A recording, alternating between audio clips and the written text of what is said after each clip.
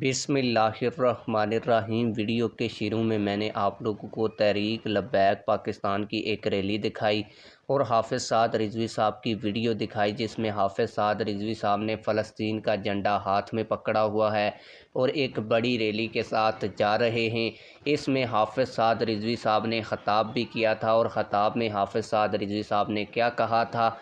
ये जो रैली थी लब्बैक या अक्सा के नाम से निकाली गई और इस रैली में हाफिज़ साद रिजवी साहब ने फ़लस्तीन की और फ़लस्तीनी मुजाहिदीन की बाकायदा हमायत का ऐलान भी किया है। मज़ीद हाफिज़ साद रिजवी साहब ने इस हवाले से क्या कहा है कि वो कैसे फ़लस्तीनी मुजाहिदीन की मदद करेंगे और मकबूज़ा बैतुल मुक़द्दस को कैसे आज़ाद करवाएंगे। लेकिन वीडियो शुरू करने से पहले आप लोगों से यही गुजारिश है, अगर आपने अभी तक हमारे इस चैनल को सब्सक्राइब नहीं किया तो चैनल को भी सब्सक्राइब कर दें और वीडियो को भी लाइक कर दें।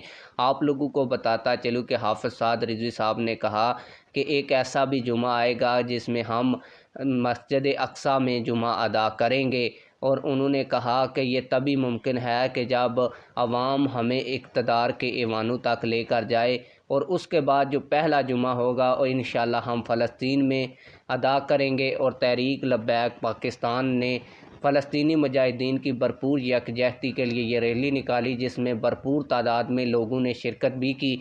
आप लोगों की इस हवाले से क्या राय है, कमेंट सेक्शन में हमें अपनी राय से ज़रूर आगाह कीजिएगा। मिलते हैं किसी और वीडियो में। अल्लाह हाफ़िज़।